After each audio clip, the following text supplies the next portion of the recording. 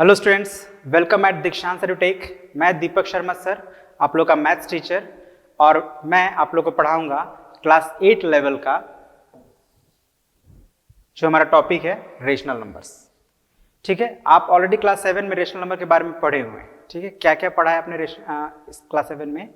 आप rational number क्या होता है ये आप जान चुके हैं, उन्हें कैसे हम लोग ऐड, सब्ट्रैक्ट, मल्टीप्लाई या डिवाइड करते हैं ये भी आप लोग ऑलरेडी पढ़ चुके हैं। क्या हम लोग पढ़ेंगे क्लास 8 में, आइए देखते हैं। तो हम लोग इसमें जो रेशनल नंबर्स के प्रॉपर्टीज हैं उनको समझेंगे और उनको अप्लाई करना भी सीखेंगे। अप्लाई करना इन द सेंस कि उन प्रॉपर्टीज को हम कहाँ यूज कर सकते हैं, इन सारी चीजों को सीखेंगे। और रेशनल नंबर को नंबर लाइन पे कैसे रिप्रेजेंट करते हैं ये भी सीखेंगे। साथ ही साथ अगर दो रेशनल नंबर दिए हुए हैं, है ना, तो उनके बीच में एक रेशनल नंबर इंसर्ट करना सीखेंगे, है ना। दो रेशनल नंबर के बीच में एक रेशनल नंबर कैसे इंसर्ट करेंगे ये सीखेंगे। और फिर जो भी हम लोग रेशनल नंबर के बारे में नॉलेज गेन करेंगे उनको अपने रियल लाइफ प्रॉब्लम्स में कैसे अप्लाई कर सकते हैं। मतलब इन शॉर्ट हम लोग थोड़ा एडवांस्ड रेशनल नंबर के बारे में थोड़ा कुछ आगे पढ़ेंगे, है ना। तो आई होप कि आपने क्लास 7 में रेशनल नंबर्स को ऑपरेट करना सीख लिया होगा, और अगर आपने नहीं सीखा होगा तो फिर आपको थोड़ा प्रॉब्लम हो सकता है। बट डोंट वरी, मैं प्रयास करूंगा कि मैं आप लोग को रिकॉल रिवाइज कराते हुए आगे की बातों को समझाऊं। ठीक है, तो एक बार हम लोग क्या करते हैं, थोड़ा सा हम लोग जो पहले पढ़े हैं एक बार उस पर डिस्कस कर लेते हैं। ठीक है, ताकि हम लोगों को कोई ज्यादा परेशानी ना हो। तो सबसे पहले हम लोग शुरुआत करते हैं नंबर्स जो हम लोग शुरू से पढ़ रहे हैं, जैसे इंटीजर्स क्या है, रेशनल नंबर क्या है, फ्रैक्शन क्या है, इसको एक बार थोड़ा सा हम लोग चर्चा कर लेते हैं। तो जो सबसे इंपॉर्टेंट है, जो हमें जानना जरूरी है रेशनल नंबर को समझने के लिए, रेशनल नंबर को समझने के लिए जो सबसे इंपॉर्टेंट है वो है इंटीजर्स को समझना। ठीक है, इंटीजर्स क्या होता है? तो बेसिकली इंटीजर्स जो आप जानते हैं नेचुरल नंबर हो गया। ठीक है, नेचुरल नंबर क्या होते हैं हमारे? तो 1 से शुरू होते हैं, 1 2 3, कहां तक? तो जहां तक आप लिख सकें। इस नेचुरल नंबर को हम लोग पॉजिटिव इंटीजर भी कहते हैं। अगर इंटीजर के टर्म्स में बात करें तो इसी को हम लोग पॉजिटिव इंटीजर्स भी कहते हैं।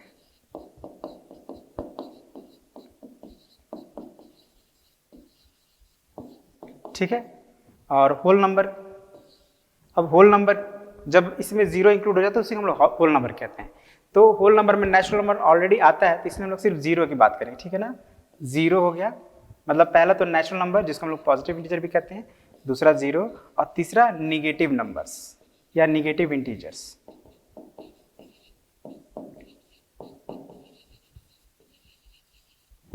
ठीक है, इसको हम लोग निगेटिव ऑफ नेचुरल नंबर भी कह सकते हैं। निगेटिव इंटीजर्स में क्या आएगा हमारा? तो जो नेचुरल नंबर्स है उसी में जब हम लोग माइनस लगा देते हैं तो यही हमारा निगेटिव इंटीजर्स हो जाता है। और इन तीनों का अगर हम ग्रुप बना दे, तीनों को कंबाइन कर दे, तो उसी को हम लोग इंटीजर्स कहेंगे। ठीक है ना, मतलब इंटीजर्स इन तीनों के लिए एक कॉमन नेम है। ठीक है, नेचुरल नंबर को भी इंटीजर्स कह सकते हैं, 0 को भी इंटीजर्स कह सकते हैं, होल नंबर को भी कह सकते हैं इंटीजर्स, और जो निगेटिव इंटीजर्स है उनको भी, या निगेटिव नेचुरल नंबर है, सबके लिए हम लोग एक कॉमन वर्ड इंटीजर्स यूज कर सकते हैं। तो इंटीजर्स क्या हो गया हमारा? 0, और इधर जो पॉजिटिव नंबर्स हैं, और इधर निगेटिव नंबर्स, या और भी आगे इधर, और इधर भी और आगे। तो आपको इन शॉर्ट आपको याद रखना है कि ये हमारा इंटीजर्स है।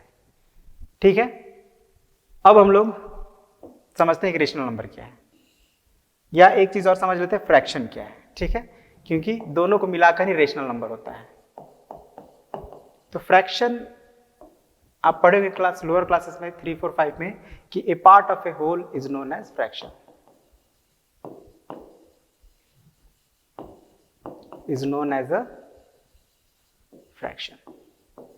तो फ्रैक्शन जब भी आप किसी लिखते हैं, किसी फ्रैक्शन को आप लिखते हैं, जैसे सपोज कीजिए आपने लिखा 3/5, तो 3/5 एक फ्रैक्शन है। क्यों? क्योंकि ये एक पार्ट को रिप्रेजेंट कर रहा है। सपोज कीजिए आपने इसको 5 पार्ट्स में डिवाइड किया हुआ है।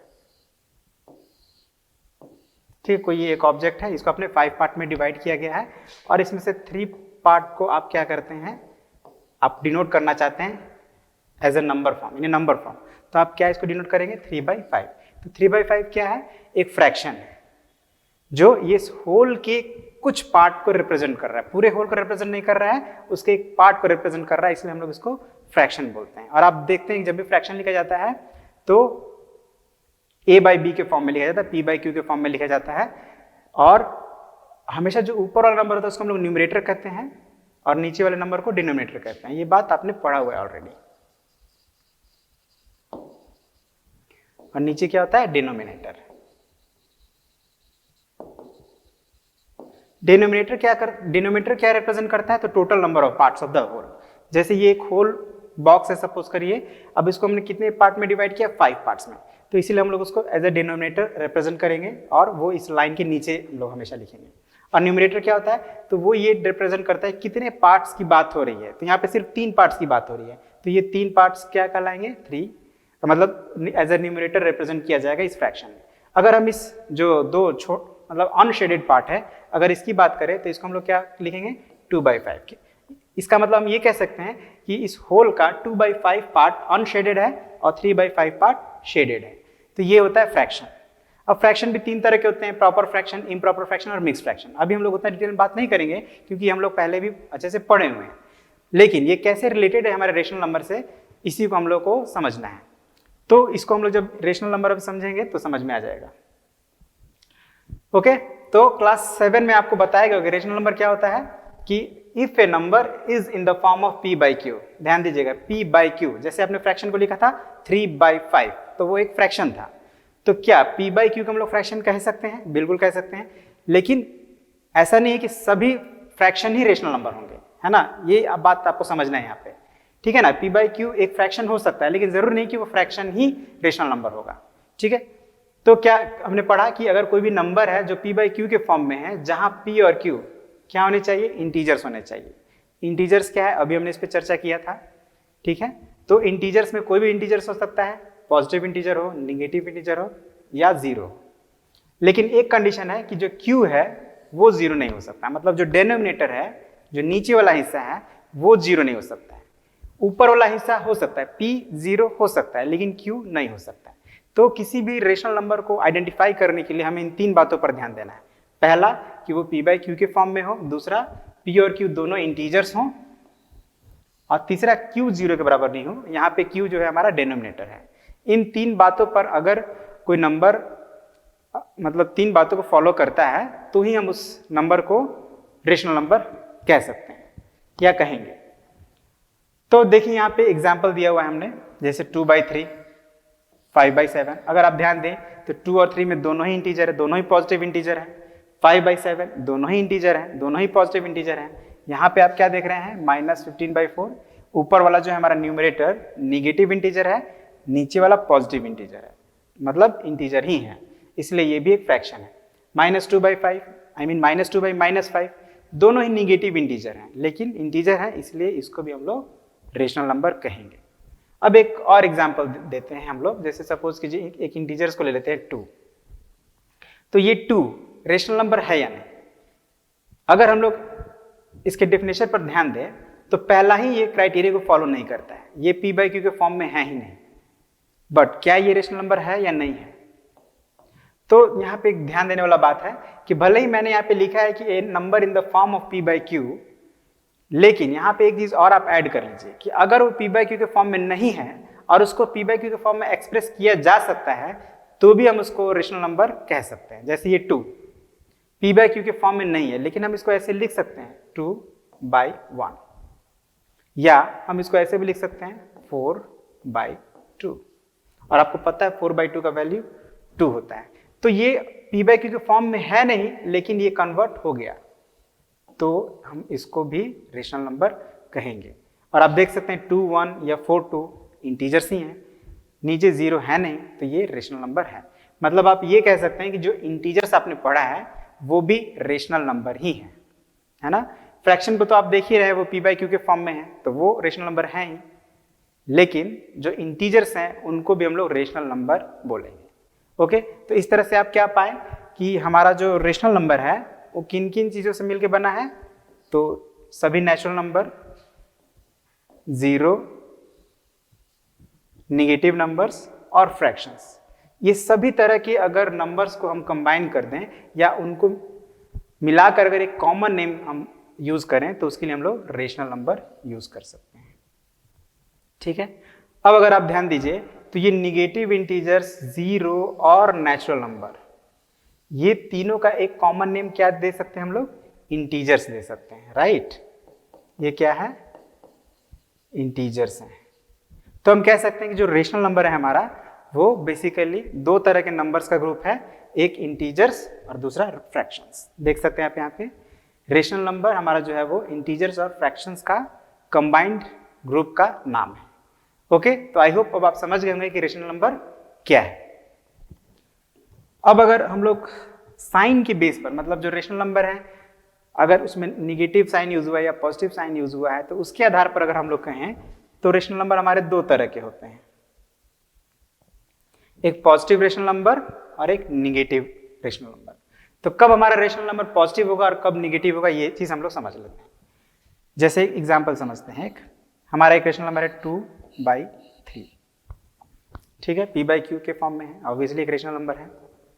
एक और एग्जांपल लेते हैं -3/5,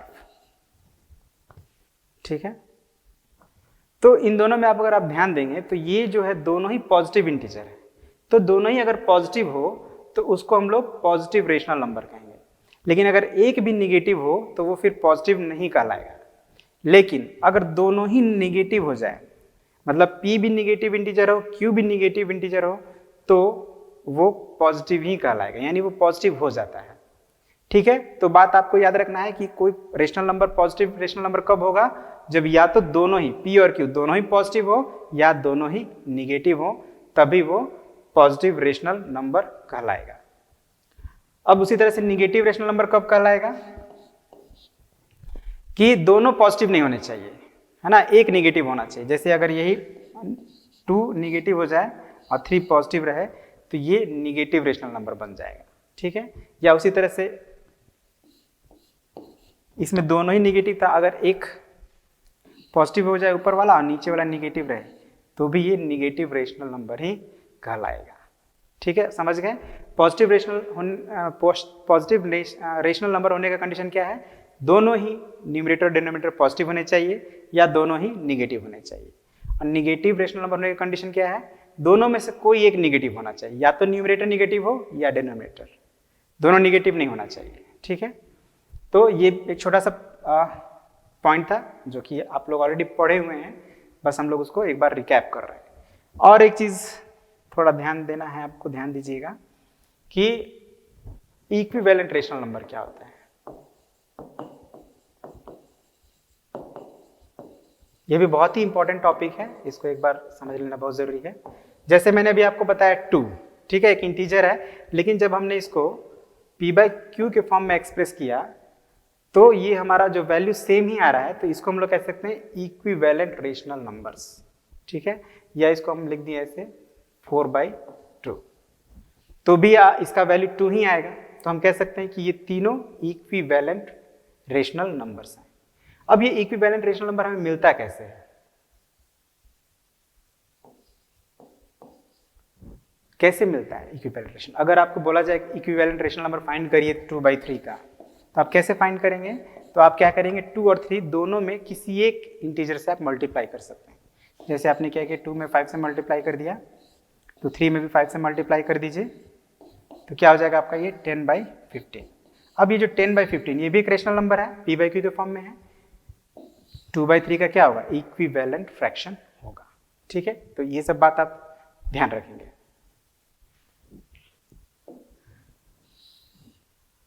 अब हम लोग ऑलमोस्ट जो रिक्वायर्ड था आगे बढ़ने के लिए उसको हमने कवर कर लिया है। अब थोड़ा हम लोग जो हमें पढ़ना है क्लास 8 में जो प्रॉपर्टीज है उस पर ध्यान देते हैं। ठीक है, प्रॉपर्टीज ऑफ रेशनल नंबर। तो पहला हम लोग पढ़ेंगे एडिशन से रिलेटेड जितनी प्रॉपर्टीज हैं उसके बारे में, फिर उसके बाद सब्ट्रैक्शन, फिर मल्टीप्लिकेशन और डिवीजन। तो शुरू करते हैं एडिशन से। पहला है हमारा क्लोजर प्रॉपर्टी, और क्लोजर प्रॉपर्टी आप पहले भी पढ़े होंगे, इंटीजर से रिलेटेड है ना। इंटीजर्स में भी आपको क्लोजर प्रॉपर्टी के बारे में बताया गया होगा कि अगर किसी दो इंटीजर्स को हम लोग प्लस करते हैं तो उसका जो रिजल्ट आता है वो भी एक इंटीजर ही आता है। तो हम क्या कहते हैं कि जो क्लोजर प्रॉपर्टी से हम क्या समझें कि सेम आ रहा है, मतलब उसी के अंडर आ रहा है, यानी रेशनल नंबर यानी इंटीजर को हमने प्लस किया तो आंसर इंटीजर ही आया, फ्रैक्शन नहीं हो गया। समझ गए ना? जैसे कि आप इसको ऐसे एग्जांपल से समझिए, इसको समझना बहुत जरूरी है। एक हमारा क्या होता है इंटीजर्स, एक हमारा होता है फ्रैक्शंस। मतलब ये जो फ्रैक्शंस होते हैं ये इंटीजर्स नहीं होते हैं, और जो इंटीजर्स होते हैं वो फ्रैक्शन नहीं होते, दोनों एकदम अलग है। मतलब जो इंटीजर होगा वो फ्रैक्शन नहीं होगा, जो फ्रैक्शन होगा वो इंटीजर नहीं होगा। तो अगर हम कोई दो इंटीजर्स को ऐड किए 2 + 3, 2 इंटीजर है 3 भी इंटीजर है, क्या आया 5 आया आंसर। मतलब 5 क्या है एक इंटीजर ही है। तो यानी इसका रिजल्ट इंटीजर्स नहीं आ रहा है, इंटीजर्स के बाहर का नहीं आ रहा है, मतलब इसका रिजल्ट जो क्लोज्ड है फॉर एडिशन, एडिशन करेंगे तो इंटीजर का इंटीजर ही आएगा, फ्रैक्शन नहीं हो सकता है। तो इसीलिए हम कहते हैं कि integers are closed under addition. क्या बोलते हैं? Integers are closed under addition. Addition करेंगे तो इंटीजर्स का सम हमेशा इंटीजर ही आएगा। लेकिन क्या ये फ्रैक्शन के लिए पॉसिबल है? तो इसको समझ लीजिए। मान लीजिए 1/2 है, 1/2 में हम लोग 1/2 प्लस करते हैं, कितना आता है 1 आ जाता है, और ये 1 क्या है इंटीजर है। मतलब फ्रैक्शन को हमने प्लस किया और हमें क्या मिल गया, इसका रिजल्ट जो मिला क्या मिला, आउट ऑफ फ्रैक्शन मिला, इंटीजर्स में से आ रहा है। यानी कि for fraction addition is not closed. इसका आंसर आउट ऑफ फ्रैक्शन भी हमको मिलेगा, लेकिन इसका आंसर कभी भी आउट ऑफ इंटीजर नहीं मिलेगा, कभी भी फ्रैक्शन नहीं मिलेगा। जब मिलेगा तब इंटीजर ही मिलेगा। सेम वही कंडीशन है हमारा रेशनल नंबर के लिए। अगर मान लीजिए हमारा एक ग्रुप ऑफ नंबर्स है जिसको हम लोग रेशनल नंबर बोलते हैं,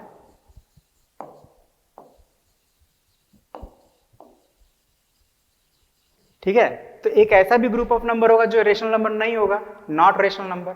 अब इसको हम लोग इर्रेशनल नंबर बोलते हैं, ठीक है ना, नॉट रेशनल नंबर। इसको हम लोग क्या बोलते हैं, इर्रेशनल नंबर ही बोलते हैं। यहां पे मैं लिख दे रहा हूं, ये अभी आप लोग क्लास 9 में भी पढ़ेंगे। तो सिमिलरली जब हम किसी दो रेशनल नंबर को ऐड करेंगे तो हमेशा वो रेशनल नंबर ही आएगा, वो कभी भी इर्रेशनल नंबर या ऐसा कोई नंबर नहीं आएगा जो रेशनल नंबर नहीं हो। उसको भी आप एग्जांपल्स देख लीजिए, 2/3 है प्लस 1/3। अब इसको आपने प्लस किया तो हो गया 3/3 इज इक्वल टू 1। तो 1 एक इंटीजर है जो क्या है रेशनल नंबर का ही पार्ट है। एक और एग्जांपल ले लीजिए 1/5 प्लस 2/5। जब इसको आप प्लस करेंगे तो 5 1 + 2 इज इक्वल टू 3/5। 3/5 भी क्या है एक फ्रैक्शन है, यानी कि रेशनल नंबर ही है। तो आप क्या पा रहे हैं कि कभी भी जब हम दो रेशनल नंबर को ऐड करते हैं तो हमेशा वो एक रेशनल नंबर ही आएगा, यानी कि addition of rational numbers are closed. कभी भी रेशनल नंबर का सम कोई ऐसा नंबर नहीं हो सकता जो रेशनल नंबर नहीं हो या इरेशनल नहीं हो सकता है। बस ये बात आपको ध्यान रखना है, ठीक है। आई होप समझ में आ गया होगा आपको, है ना। मतलब अगर हमारा एक रेशनल नंबर ए है, एक रेशनल नंबर बी है, अगर उनको हम प्लस करें a + b फाइंड करें तो वो भी क्या होगा एक रेशनल नंबर ही होगा। चलिए हम एक और एग्जांपल ले लेते हैं। सपोज कीजिए 2 है और 3/4, दोनों ही रेशनल नंबर, दोनों ही रेशनल नंबर, एक इंटीजर एक फ्रैक्शन है। इसको आप प्लस करेंगे तो ऐसे लिख सकते हैं 2/1 प्लस 3/4। एलसीएम लेंगे 4 होगा, तो 1 4 = 4, तो 2 4 = 8 प्लस 3। अब ये चीज तो हम लोग क्लास 5 से सीखते आ रहे हैं एंड आई होप कि आपको आता होगा। तो 8 + 3 क्या होगा 11/4। Now what is this 11/4? This is a rational number. चलिए एक और एग्जांपल लेते हैं। इस बार हम लोग एक निगेटिव और एक पॉजिटिव रेशनल नंबर ले लेते हैं, ठीक है। जैसे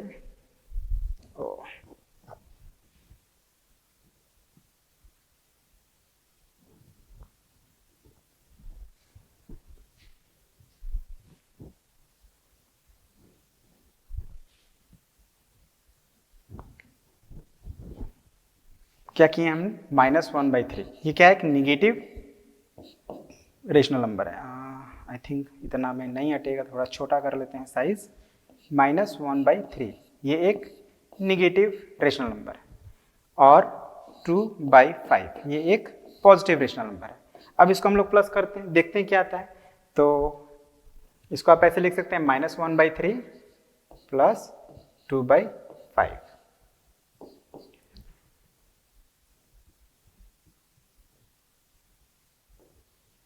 इक्वल्स टू, आप एलसीएम क्या लेंगे 5 और 3 का 15, ठीक है ना। यहाँ पे दोनों को प्राइम नंबर तो हम लोग क्रॉस मल्टीप्लीकेशन कर देते हैं, तो -1 × 5 -5 प्लस 2 3 6।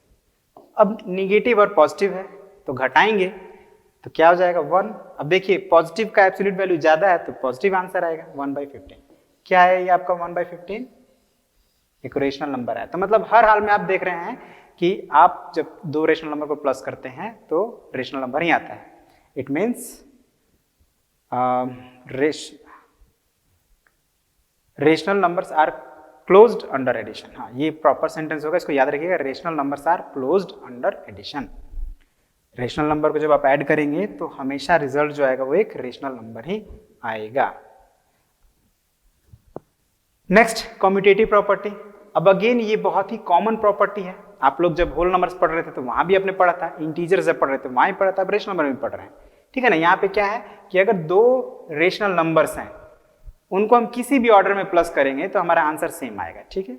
जैसे फॉर एग्जाम्पल -2/7 प्लस -3/4, ठीक है। ये दो हम लोग ले लेते हैं यहाँ पे, let a is equal to -2/7 and b is equal to -3/4। दो रेशनल नंबर हम लोग ले रहे हैं। अब इसको सॉल्व करते हैं तो देखिए तो क्या हो जाएगा, ये -2/7 हो जाएगा और प्लस -3/4। एलसीएम लेंगे तो 28। इसको जब रूल हमारा क्या है, दोनों ही को प्राइम नंबर है तो क्रॉस मल्टीप्लिकेशन कर देंगे। -2 को 4 के साथ -8 प्लस -3 को 7 के साथ तो -21। अब अगेन आप देखिए दोनों ही निगेटिव इंटीजर्स हैं तो प्लस कर देंगे तो ये हो जाएगा -29/28। अब देखिए ये क्या आया, -29/28 आया। अब हम इसको ऑर्डर चेंज कर देते हैं, ठीक है। क्या करते हैं, -3/4 को पहले लिख देते हैं और फिर प्लस -2/7। तो ध्यान रखिएगा यहाँ पे थोड़ा मिक्स हो रहा है। अब अगेन यहां भी अगर हम लोग एलसीएम लेंगे तो 7 4 24 ही होगा। अब -3 में 7 से मल्टीप्लाई करेंगे, को प्राइम नंबर है, -21 प्लस -8, ठीक है। सेम ही सिचुएशन है। अब यहां भी दोनों निगेटिव हो गया, प्लस करेंगे -29/24 हो जाएगा।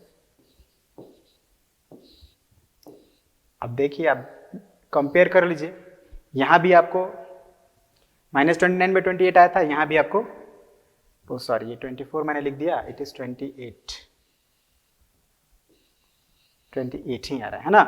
तो दोनों ही सिचुएशन में हमारा क्या आ गया, आंसर इक्वल आ गया। तो यही हमारा कम्यूटेटिव प्रॉपर्टी, ठीक है। ध्यान रखना है किसी भी दो रेशनल नंबर्स को किसी भी ऑर्डर में प्लस कर सकते हैं। अभी एसोसिएटिव प्रॉपर्टी। एसोसिएटिव प्रॉपर्टी हमारा क्या है, for any 3 rational numbers. 3 commutative property सिर्फ 2 नंबर्स के लिए होता है और एसोसिएटिव प्रॉपर्टी 3 नंबर्स, कम से कम 3, 4 भी हो सकता है ना, 3 से ज्यादा भी नंबर हम लोग यूज कर सकते हैं। तो यहां पे हम लोग अभी फॉर एन एग्जांपल समझने के लिए 3 नंबर ले रहे हैं, ए बी एंड सी। तो हम यहाँ पे बात क्या है ये समझ लेते हैं कि 3 रेशनल नंबर्स को हमें प्लस करना है तो हम लोग किसी भी 2 को पहले ऐड कर सकते हैं, है ना। ये हमारे ऊपर निर्भर करता है। हम चाहे तो पहले 2 नंबर को ऐड कर लें फिर तीसरे को ऐड करें, या बाद के 2 नंबर को ऐड करके पहले को ऐड कर लें। दोनों सिचुएशन में हमारा रिजल्ट सेम आएगा। इसको चेक कर लिया जाए तो let a is equal to -1/2, simple number लेते हैं, b is equal to 2/3 and c is equal to 1/6, ठीक है। 3 रेशनल नंबर ले रहे हैं हम लोग। अब लेफ्ट हैंड साइड LHS क्या है हमारा, a plus b plus c। Value put कर देते हैं, -1/2 प्लस 2/3 प्लस 1/6, 2 3 6, -3 प्लस 4। कैसे हुआ, तो 2 3 अगेन को प्राइम नंबर है तो मल्टीप्लाई किए तो एलसीएम निकल गया, क्रॉस मल्टीप्लाई करके लिख दी, ठीक है, प्लस 1/6। अब ये वही फिर निगेटिव पॉजिटिव है, घटाएंगे, पॉजिटिव का वैल्यू बड़ा है तो ये 1/6 हो जाएगा। और ये भी 1/6 है पहले से, एलसीएम 6 ही हो जाएगा, तो 1 + 1 2/6। सिंप्लीफाई करेंगे तो 1/3 हो जा रहा है, यानी एंड रिजल्ट हमारा क्या आ गया 1/3। अब आरएचएस में क्या करेंगे हम लोग, पहले हम लोग 2/3 और 1/6 को ऐड करते हैं। अब देखिए यहाँ पे ये जो है 2/3 और 1/6 ये कोप्राइम, मतलब 3 और 6 का एलसीएम लेंगे हम लोग, तो 3 और 6 कोप्राइम नंबर नहीं है, तो यहाँ पे क्या होगा एलसीएम, तो 3 और 6 का एलसीएम 6 होगा, ठीक है ना। याद रखिएगा 3 का मल्टीपल है 6, तो अगर कोई मल्टीपल हो तो वही एलसीएम हो जाता है। तो अब 6 को 3 से डिवाइड करेंगे तो 2 आएगा, तो 2 को उसके न्यूमरेटर से मल्टीप्लाई कर देंगे 4 हो जाएगा। यहाँ पे 6 को 6 से डिवाइड करेंगे 1 आएगा, 1 को 1 से मल्टीप्लाई करेंगे तो 1 आएगा। और ये सब ऑलरेडी हम लोग बहुत बार प्रीवियस क्लासेस में पढ़े हैं, ठीक है। अब फिर आप 2 और 6 का एलसीएम लीजिएगा, अगेन देखिए यहाँ भी 6 और 2, 6 जो है 2 का मल्टीपल है तो एलसीएम 6 ही होगा। अब 2 3 6 होता है तो -1 × 3 -3 + 5, ठीक है। कैसे हुआ फिर से एक बार समझ लेते हैं। 2 और 6 का एलसीएम 6, हम करते क्या हम लोग कि जो एलसीएम आया उसको हम लोग पहला फ्रैक्शन के डिनोमिनेटर से डिवाइड करेंगे, तो क्या आएगा 3 आएगा, जितना आता है उसको उसके न्यूमरेटर से मल्टीप्लाई करते थे, 3 आया था तो 3 × 1 3, माइनस है तो -3, फिर वही 6 में 6 से डिवाइड किए 1 आया, 1 में 5 से मल्टीप्लाई किए 5 हो गया, ठीक है। अब इसको हम लोग को सॉल्व करना है, तो 5 में से 3 घटाइएगा, ऑब्वियसली एक माइनस एक प्लस है तो घटाएंगे, तो 2/6 आ गया। इसको आप सिंप्लीफाई करिएगा तो हो जाएगा 1/3। तो यहाँ भी आप क्या देख रहे हैं, दोनों ही कंडीशन में 1/3 आ गया, मतलब क्या है ये इक्वल है क्लियरली, ठीक है ना। तो ये एसोसिएटिव प्रॉपर्टी भी प्रूव हो गया हमारा, प्रूव नहीं हुआ, आई मीन वेरीफाई हो गया, हम जो बोल रहे थे वो वेरीफाई हो गया।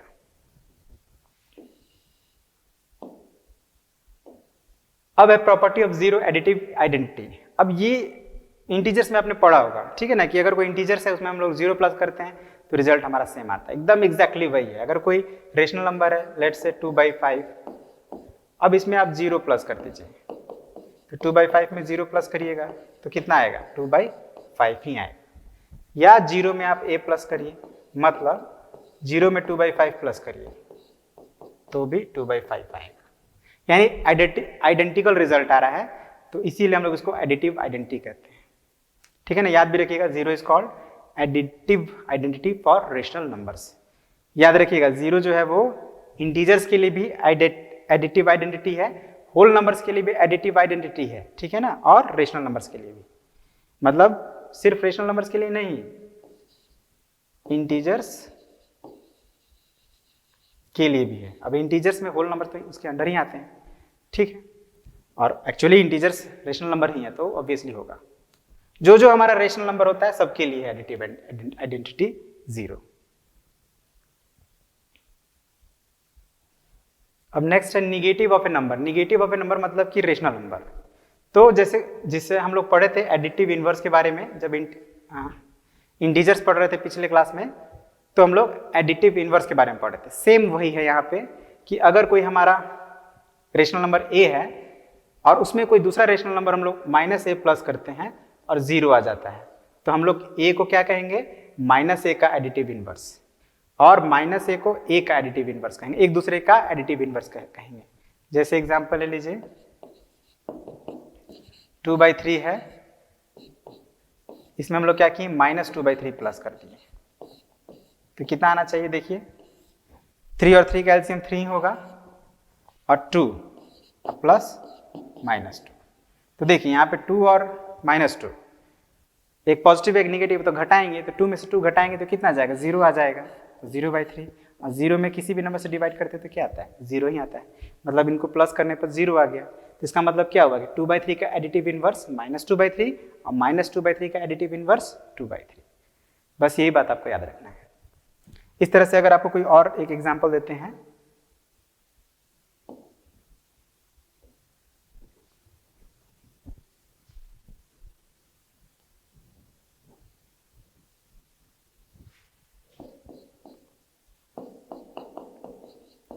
फाइंड एडिटिव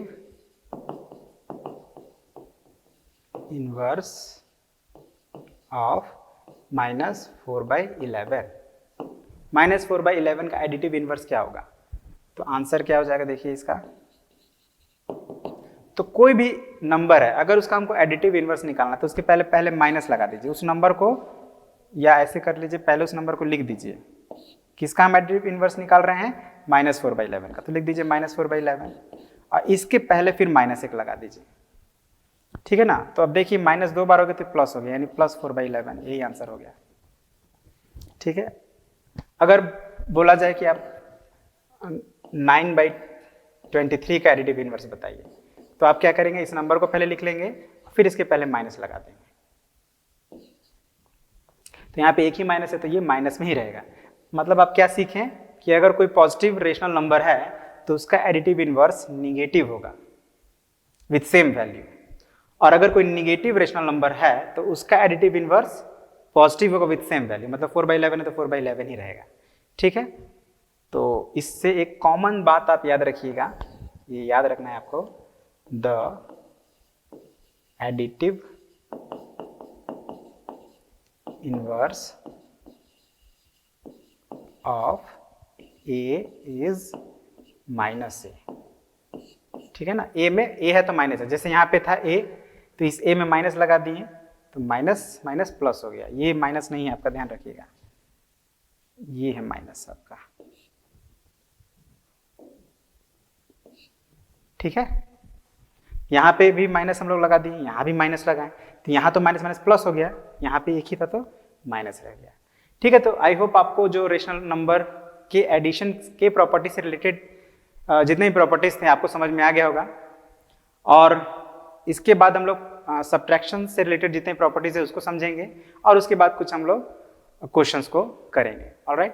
तो एक्चुअली काफ़ी टाइम ऑलरेडी हो गया हम लोग का, तो बाकी के जो ऑप्शंस जो टॉपिक्स हैं हम लोग नेक्स्ट पार्ट में कवर करेंगे, ऑलराइट। तो आज के लिए इतना ही रहने देते हैं, thank you very much, have a nice day.